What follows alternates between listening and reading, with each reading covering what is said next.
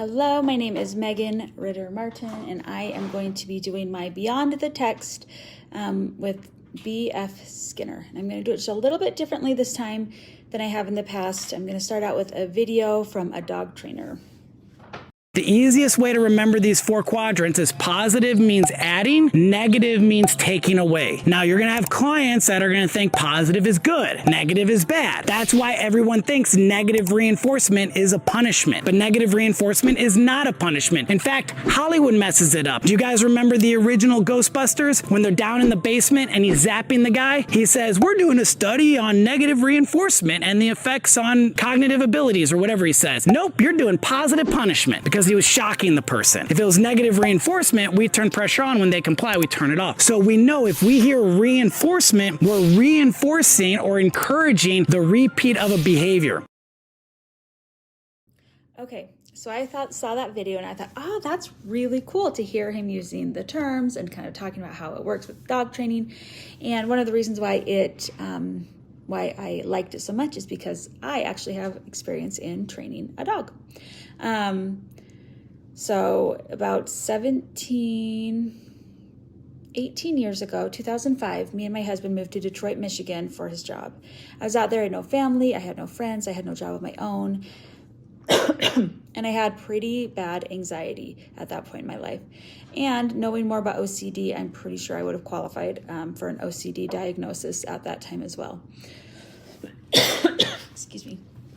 Anyways, so to kind of help me pass my time and be able to survive that part of my life, I ended up getting a small Yorkie that I could spend time with training and working with. And so I really took that seriously, and I spent tons of time and money and emotion and energy.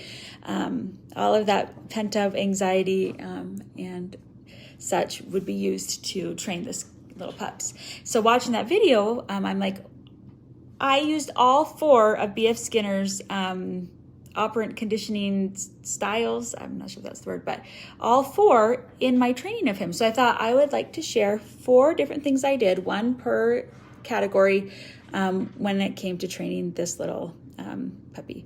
So the first one, let's do positive punishment. So for this positive punishment, which would mean adding something to stop a behavior, I would have a cookie sheet sitting on the counter, and then if he barked at the door or outside, and it would fall and go clang, and it scared him so bad. And every single time he barked, clang.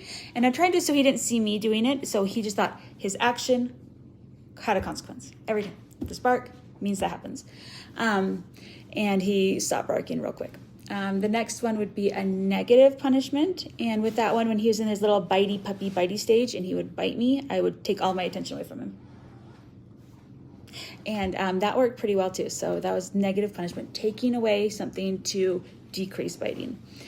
The third one is positive reinforcement, and that's one that everyone knows about, especially with dogs and their kids and probably themselves, is adding something to increase wanted behavior. So with that, it would be treats. Some people do like the clicking because they'll classically condition their dog to think the clicking is a reward. I never did that. But the reason that works well is because it needs to be instant. And I usually would instantly give him a treat.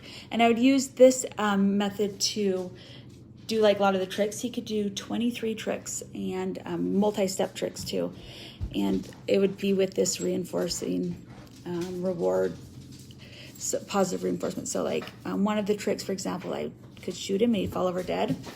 And so what we would do is first start with him sitting, treat, laying down, treat, laying on his side, treat, laying down with his legs up, with one leg up, treat, both legs up, treat, just treat.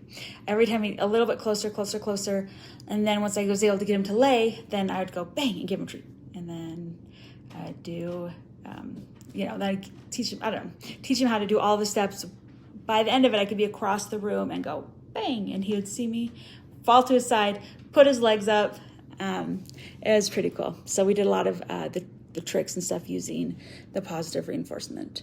And the last one is negative reinforcement. And in this case, he didn't like to wear his harness.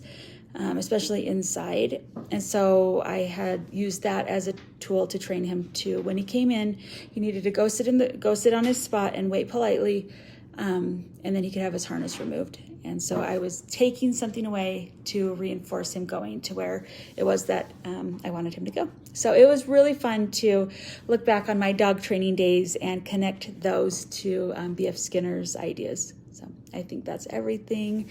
Thanks for watching.